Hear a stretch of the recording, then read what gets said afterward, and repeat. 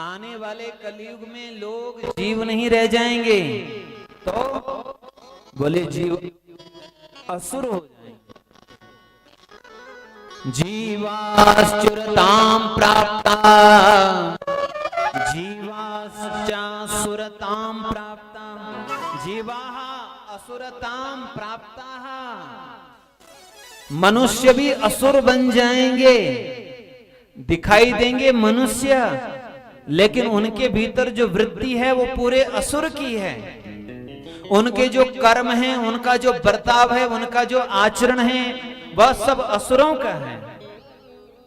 इसलिए श्रीमद् भगवद गीता में भगवान ने 2 प्रकार की संपत्ति बताई। देवी संपद विमोक्षाय निबंधाया सुरीमता। दैवी संपद और आसुरी संपद वहां बताया। अभयम सत्व संशुद्ध ज्ञान योग विवस्थिति, जिसके भीतर अभय है, निर्भय है, जिसका मन पवित्र है, जिसके भीतर ज्ञान है, वह उसके भीतर दैवीय संपद है। जिसके भीतर अज्ञान है, राग द्वेष है, छल कपट है, वह असुरी संपद से, वह मनुष्य जैसा दिखेगा लेकिन है वो असुर ही। जीवस्या सुरतां गता, मनुष्य जब असुर बन जाएंगे तो उन मनुष्यों के कल्याण का साधन क्या होगा? येन साधनेनासु शुद्धत्यात्मा विशेषता, शिव प्राप्तिर भवेत्तात सदा निर्मल चेतस। शिव प्राप्तिर भवेत्तात भवे निर्मल चेतस। शिव प्राप्तिर भवेत। सूत जी महाराज, आप हमें वो साधन बताइए जिस साधन से हमारा मन शुद्ध हो जाए, पवित्र हो जाए। और जब हमारा मन पवित्र हो जाए तब हमें शिव प्राप्तिर भवेत तात, हमें शिव की प्राप्ति हो जाए। मुझे पैसा मिले, धन मिले, पद मिले, ये तो सबके मन की चाह है, इच्छा है, मुझे ये प्राप्त हो, वो प्राप्त हो, लेकिन ये तो सभी मनुष्यों को प्राप्त है। ऐसा आप कोई साधन बताओ जिस साधन से शिव की प्राप्ति हो जाए। आपके पास बहुत पैसा है, उस पैसे से आप संसार के सुख ले सकते हो, इकट्ठा कर सकते हो, सुख साधन जोड़ सकते हो, लेकिन उस पैसे से आप भगवान को नहीं पा सकते।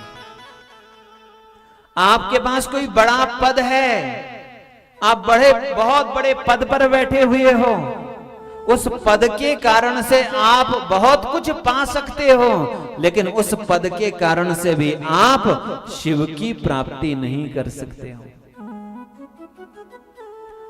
आपका समाज में बहुत सम्मान है, लाखों लोग आपको मानते हैं, इन सभी चीजों से आपको सब कुछ मिल सकता है, लेकिन इससे आपको शिव की प्राप्ति नहीं हो सकती। शिव की प्राप्ति का जो साधन है वो आप हमें बताइए। सूत जी ने कहा, ऋषियों, मैं आपको सारे शास्त्रों का सार बताऊंगा। मैं आपको वह साधन बताऊंगा जिस साधन से भगवान शिव प्रसन्न हो जाएं। और जब भगवान शिव प्रसन्न हो जाएं तो भगवान शिव की प्राप्ति दुर्लभ नहीं रहेगी।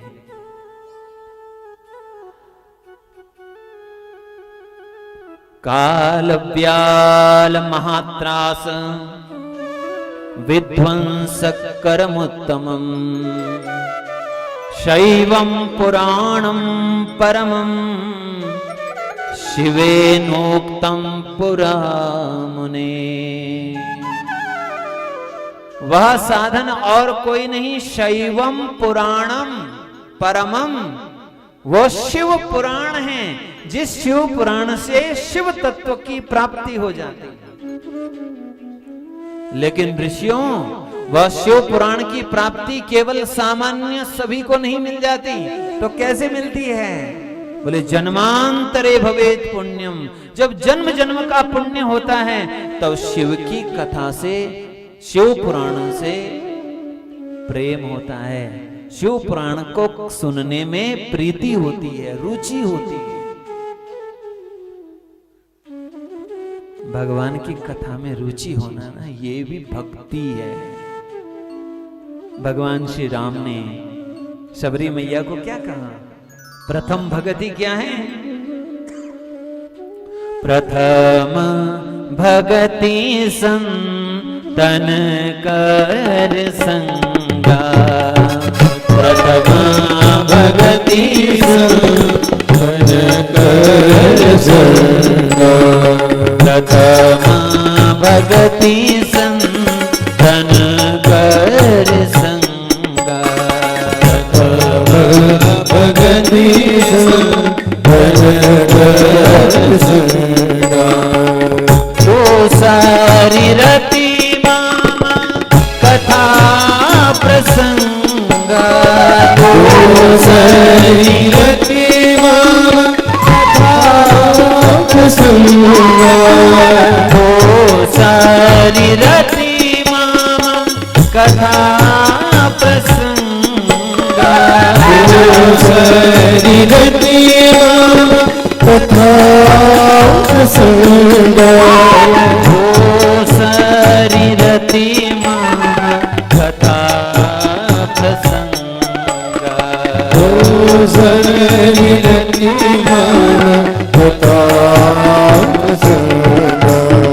प्रथमा भगति संतन कर संगा, प्रथमा भगति संतन कर संतन कर संतन कर संगा।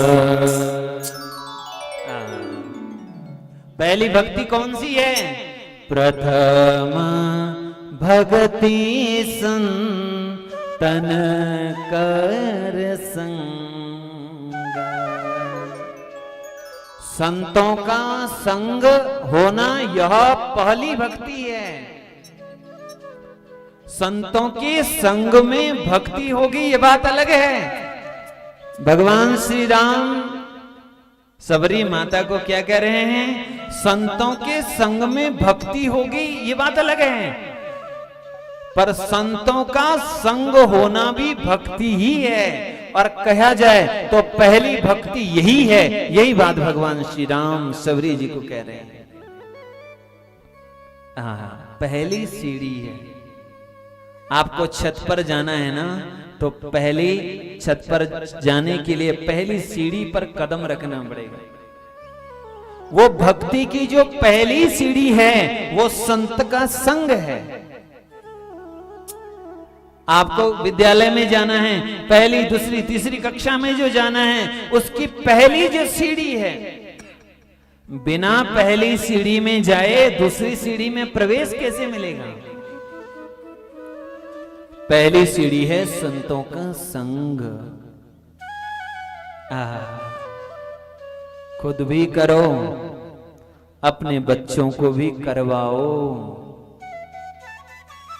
याद रखिए, आप यदि अपने बच्चों को कथा से दूर रख रहे हो, भगवान की सेवा से दूर रख रहे हो, संतों से यदि दूर रख रहे हो, तो याद रखना, मेरा एक वाक्य है, आप अपने बच्चों के साथ न्याय नहीं कर रहे हो। क्या नहीं कर रहे हो? न्याय। हमें यही शब्द उचित लगता है। आप अपने बच्चे के साथ न्याय नहीं कर रहे हो। न्याय किसे कहते हैं? जिससे उसका भला हो उसको न्याय कहते हैं। जिससे उसका कल्याण हो उसे न्याय कहते हैं। आप यदि अपने बच्चों को कथा से दूर रख रहे हो, सत्संग से दूर रख रहे हो, संतों से दूर रख रहे हो, भगवत सेवा से दूर रख रहे हो, तो समझ लेना आप उनके साथ न्याय नहीं कर रहे हो। प्रथम भगति संतन कर संग। पहली भक्ति क्या है? संतों का संग।